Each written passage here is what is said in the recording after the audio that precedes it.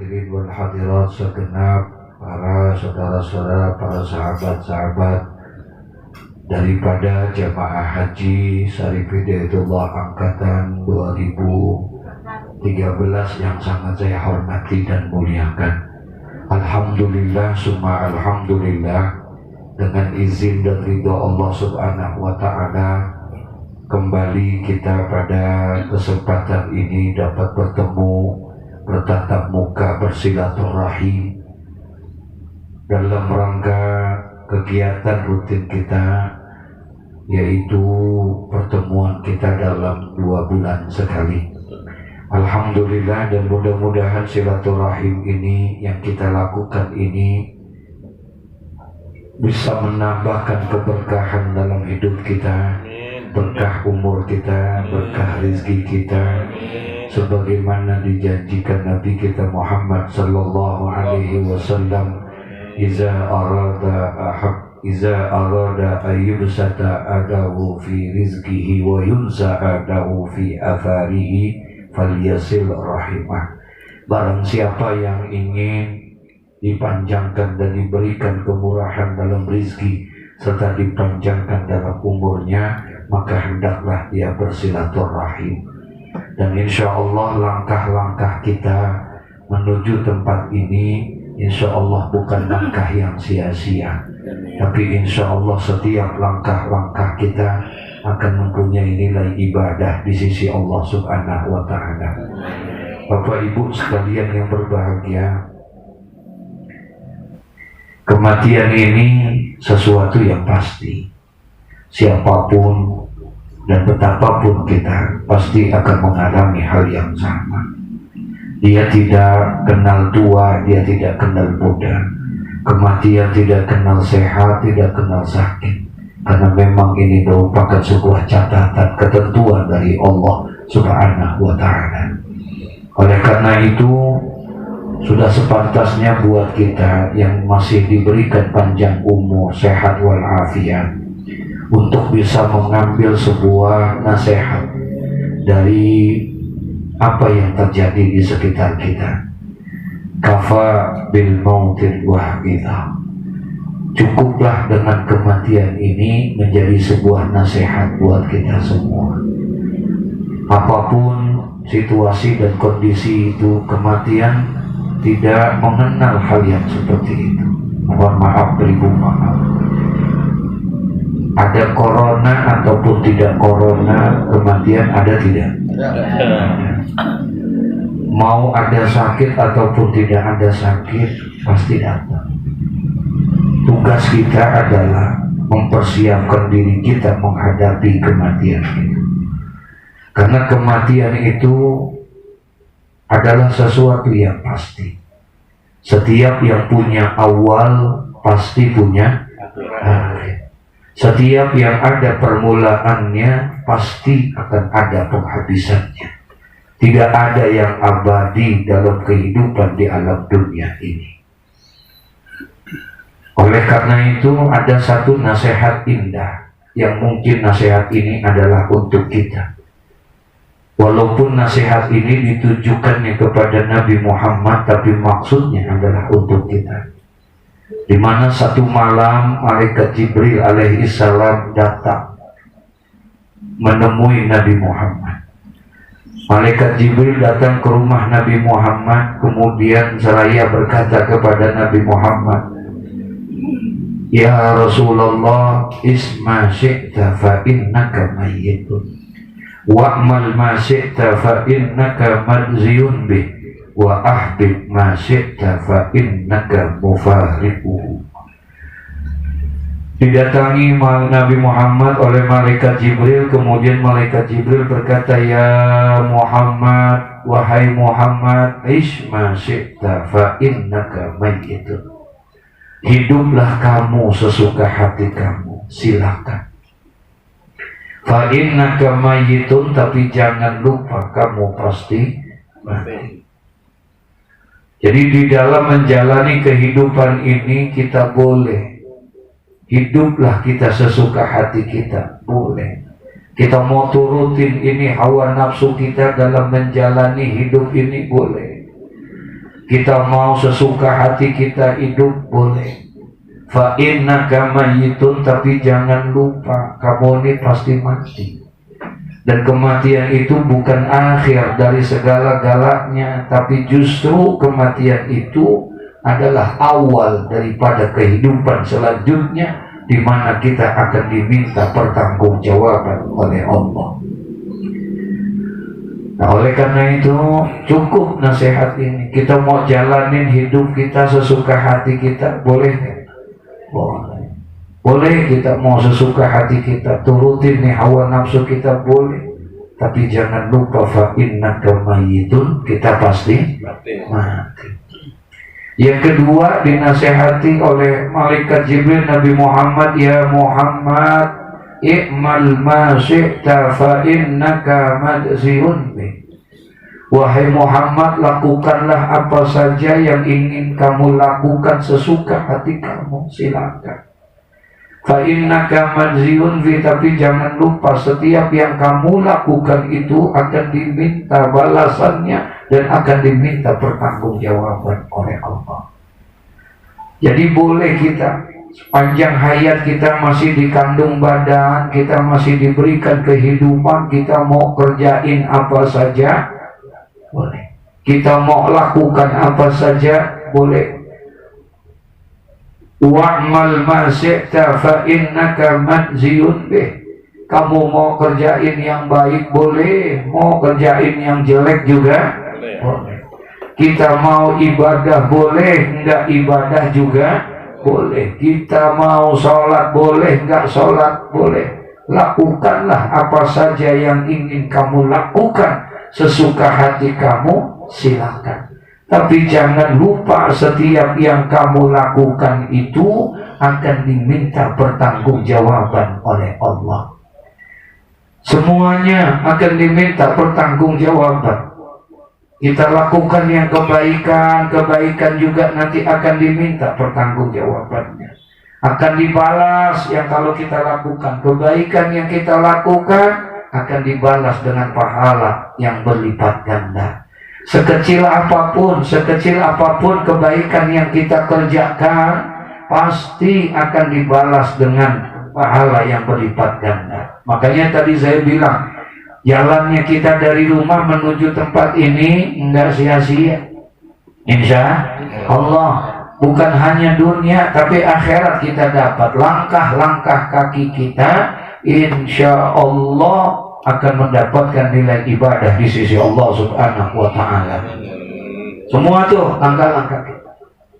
Ada yang ngomong begini, saya nggak jalan kaki Ustaz, naik mobil. Apakah dibalas juga? Insya Allah. Ya, semuanya akan dibalas. Jadi yang kebaikan dibalas, yang kejelekan dibalas. Tinggal kita untuk bisa memilah dan memilihnya. Udah cukup dah buat kita ini ke depan, sudah cukup. Nasihat dan teguran Allah udah begitu banyak buat kita. Ya, udah begitu banyak buat kita teguran-teguran Allah. Sehingga akhirnya Masya Allah nih udah hampir 2 tahun kayak begini. Ya, enak banget hidup kayak begini. Tiap hari pakai masker, Bu. Kita kemana-mana mengap banget rumahnya. Enggak enak gitu. Enak gak begini? Enggak enak. Ini mau nentuin hari ini aja nih acara, ribet banget rumahnya. Saya liatin aja tuh di grup itu. Iya benar, ribet banget gitu. Saya mau jawab bagaimana gitu. Iya, saya lagi emang kebetulan lagi repot banget lagi kemarin mondar-mandir mulu, banyak banget acara gitu. Artinya apa? Nih Allah kasih tegur kayak kita begini. Teguran yang sangat, ya Allah, kecil banget padahal teguran ya Allah. Bahkan saking kecilnya itu teguran Allah, saking kecilnya kelihatan nggak? Enggak kelihatan. Tuh corona, ada yang bisa lihat corona? Nah, kayaknya saya kemarin doang lihat ada corona tahun 76. Oh itu mobil ya. Nah itu nggak ada. Coba bayangin yang sekecil itu. Allah kasih teguran kita, ternyata yang kecil ini membuat hidup kita sempit seakan-akan. Sempit bener, mau ngapa-ngapain sempit. Padahal kita hidup dalam dunia yang sangat apa? Luasnya luar biasa, tapi sempit. Mau dagang sempit, mau kerja sempit, mau usaha sempit, sampai-sampai mau ibadah pun sempit kita. Jangan lagi ibadah, maaf salaman takut kita pada semua. Ya, Masya Allah, nggak enak hidup seperti ini. Kuburannya bukan main. Ternyata bukan hanya kita doang yang merasain. Ternyata bukan kampung kita doang, bukan kota kita doang, bukan bangsa dan negara kita doang. Ternyata 220 negara mengalami hal yang sama. Penuh dengan keresahan, penuh dengan ketakutan, hidup dalam keadaan kesempitan, suuzon mulu kita sama orang. Ya, punya prasangka jelek mulu sama orang. Nggak boleh banget melihat orang batuk dikit, ini corona. Bangkit sedikit, corona. Kita selalu penuh dengan kekhawatiran, kita selalu penuh dengan keresahan, kita selalu penuh dengan suuzon. Hidup seperti ini kita, Masya Allah. Nah, oleh karena itu buat kita orang yang beriman, menyikapi hal yang seperti ini, adanya corona, adanya COVID ini, wajib kita percaya tentang adanya corona. Ya, nggak boleh kita nggak percaya, karena corona ini khalqun min khalqillah. Dia adalah makhluk di antara makhluk-makhluk Allah. Jadi wajib kita meyakini tentang adanya corona itu, wajib hukumnya kita. Dan kita sikapi keadaan ini harus dengan bijak. Sikapi hal ini dengan bijaksana. Maksudnya bagaimana? Nggak boleh kita sikapi ini dengan rasa takut yang berlebihan. Seakan-akan kayaknya nggak ada Allah, seakan-akan kayaknya nggak ada tempat kita bersandar untuk meminta dan memohon kepada Allah. Nggak boleh kita dengan rasa takut yang berlebihan. Malah itu bisa menjadi kufur kita nanti, seakan-akan tidak ada Allah Subhanahu wa Ta'ala. Ada orang takutnya dengan corona ini sampai detik ini, Pak, dari sejak awal sampai detik ini nggak sembahyang sholat Jumat dia. Karena dia takut adanya kerumunan, takut adanya ini, selalu suudzon dengan hal yang kayak begitu. Akhirnya dia tinggalkan itu semuanya. Masya Allah, jangan kita yang kayak begini. Nggak boleh kita seperti ini. Tapi walaupun begitu, kita juga nggak boleh anggap sepele. Kita nggak boleh takut yang berlebihan, tapi kita juga nggak boleh anggap sepele.